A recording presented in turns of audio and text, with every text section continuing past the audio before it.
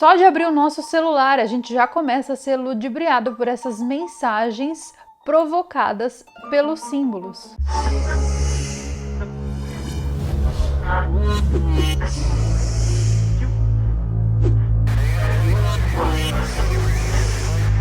Todos os dias, quando a gente acorda, a gente pega o celular, olha para várias coisas, anda na rua, nós somos expostos a vários símbolos. Esses símbolos, essas marcas, interagem diretamente com o nosso subconsciente e vocês não fazem ideia do poder que isso tem. Saiba como a nossa realidade e as nossas mentes são controladas a partir da simbologia de coisas que existem nesse nosso mundo. Eu sou Carol Capel, a sua estudiosa de símbolos favorita, e eu vou ter que dividir esse vídeo aqui em duas partes, porque, obviamente, o vídeo vai ficar muito grande. A primeira parte é hoje, claro, a segunda parte vai acontecer na quarta-feira que vem, dia 23 de março. Então já anota na sua agendinha para você não perder. O que essas marcas e esses símbolos que nós vemos no dia a dia querem dizer ao nosso subconsciente? Você já deve ter visto, por exemplo, essa logo do Starbucks, certo? Alguma vez você já imaginou o motivo pelo qual um local que vende cafés extremamente caros e baldes de gelo com água e um pouquinho de chá dentro tem a ver com uma sereia de duas caudas? Por que será que essas bebidas do Starbucks fazem tanto sucesso? Bom, o segredo parece estar justamente nessa logomarca aí que vocês estão vendo. Você já reparou na sereia de duas caudas que fica estampada no copo, na logo do Starbucks? Essa sereia também é uma figura muito importante dentro do folclore europeu. É a serpente-mãe da família real, conhecida como Melusine. Ela também é a deusa egípcia Ísis e o signo de peixes. Alguma vez você já reparou no símbolo da Mazda, aquela empresa de carros? A empresa diz que esse nome foi dado graças ao deus persa do zoroastrismo, Ahura Mazda. Esse deus era símbolo de um dos aspectos da existência humana.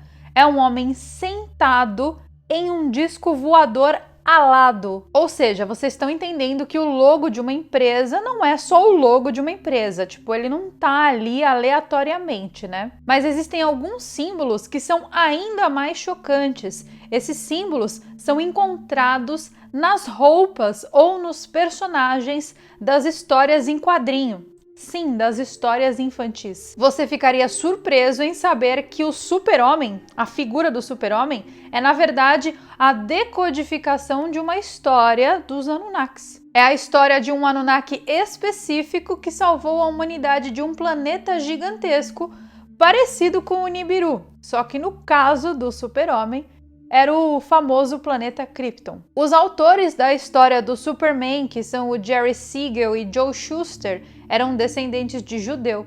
O nome do Superman era Kal-El. O pai dele era Jor-El. E o símbolo no peito dele é uma letra hebraica, o Lamed, que se parece um S e está totalmente ligado à casa de El. De acordo com o livro de Gênesis, os Elohim criaram os seres humanos à sua imagem e semelhança. E no passado nós tínhamos muito conhecimento sobre essas simbologias, mas por algum motivo desconhecido, esse conhecimento foi tirado de nós, esse conhecimento ficou perdido. E esse conhecimento também foi considerado profano, ou seja, aquele que o público não pode ter acesso. Esses símbolos são muito importantes porque eles possuem uma memória e eles desencadeiam algumas reações importantes no corpo humano. É como se esses símbolos carregassem códigos e com cada um desses códigos nós reagíssemos de uma forma diferente quando nós olhamos para eles. Os membros de sociedades secretas, por exemplo, eles são ensinados a difundir mensagens utilizando simbologia. E é exatamente por esse motivo que o símbolo do Gmail, sabe, o Gmail, pois é exatamente por isso que o símbolo do Gmail é um avental maçônico. Ou o logo da Apple Store, por exemplo, que é um quadrado contendo um compasso dentro. Só que nós não fomos ensinados pelas escolas convencionais a interpretar esses símbolos. Por exemplo, os alfabetos pelo mundo, eles possuem uma infinidade de símbolos decodificados, incluindo o alfabeto que a gente usa, que foi herdado dos fenícios, dos hebreus e dos árabes. Os hieróglifos egípcios também eram um alfabeto bem simbólico. Por exemplo, esse tipo de escrita que a gente encontra nas paredes dos templos. A maneira com a qual um egípcio comum lia esses hieróglifos não era a mesma maneira que os iniciados liam esses hieróglifos.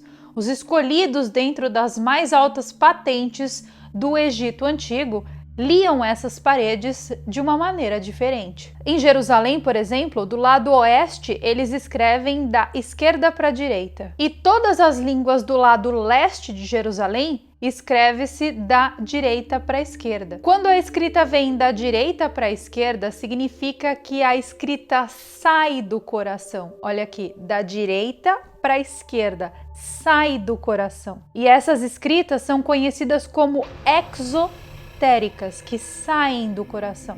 Mas quando a escrita é escrita da esquerda para a direita, é uma escrita que entra no coração. Então elas são conhecidas como escritas esotéricas, exotéricas, esotéricas. Então agora você sabe a origem da palavra esotérica, é algo que vem de fora para dentro do coração. E aí, dentro desse misticismo todo, nós temos uma figura muito importante, que foi a figura de Madame Helena Blavatsky. De acordo com ela, quando nós estamos lendo os mistérios do nosso passado, nós precisamos girá-los 7 vezes para que eles sejam decodificados. Essa mulher tinha dons fortíssimos psíquicos e foi a sistematizadora da teosofia moderna. Ela compôs um trabalho chamado de As 7 Chaves para a Interpretação. De acordo com ela, cada coisa que a gente vai ler, a gente precisa girar 7 vezes. E em cada um desses giros, nós temos uma interpretação diferente. O trabalho dela é extremamente interessante, eu não vou me aprofundar aqui nesse vídeo porque eu quero falar só sobre isso em outro vídeo. E nós vemos essa ideia da decodificação através de 7 passos, ou seja, através de 7 chaves, inclusive dentro da Bíblia, que é um livro que foi escrito para que fosse decodificado. E não apenas na Bíblia, tá, gente? A gente tem nos textos egípcios, nos textos do budismo e todo e qualquer texto sagrado que existe, nós temos essas 7 chaves para a decodificação. Ou seja, existe muito mais ali, naquelas palavras, naquela mensagem, do que os nossos olhos conseguem enxergar e do que a nossa mente consegue entender. Uma das coisas escondidas dentro da Bíblia fala sobre a questão do Novo Testamento existir antes do Velho Testamento. Como assim? É que ambas das histórias possuem uma interpretação astroteosófica da precessão dos equinócios. Eu já expliquei aqui a precessão dos equinócios em outro vídeo, mas só para contexto aqui dentro desse vídeo, é basicamente a constelação que fica mais visível ao pôr do sol. No passado, os egípcios, os povos do passado, eles se orientavam através dessa precessão dos equinócios.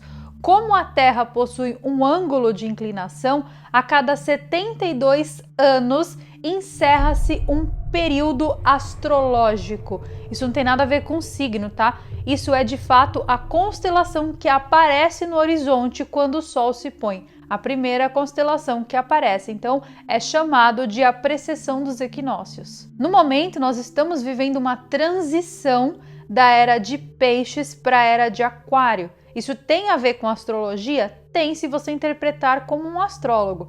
Porém, na astronomia, é só a constelação que aparece ali no horizonte para a gente. A Bíblia, então, falaria dos mistérios solares, com Jesus sendo o Sol e seus 12 apóstolos sendo, na verdade, as 12 constelações do zodíaco, e Mateus, Marcos, Lucas e João sendo as 4 estações do ano. Ou seja, é uma maneira simbólica de reinterpretar a Bíblia dentro das 7 chaves da interpretação desenvolvido por Madame Blavatsky. Só que não acaba por aí. Existe também uma anatomia oculta na história de Caim e Adão. Essa interpretação de símbolos diz que Caim e Adão representam os 2 lobos do cérebro, o direito e o esquerdo. Então, a lenda da maldição de Caim é, na verdade, um desequilíbrio que existe entre os 2 polos do cérebro. Talvez você tenha assistido a Branca de Neve e os 7 Anões, aquela versão da Disney. Só que essa história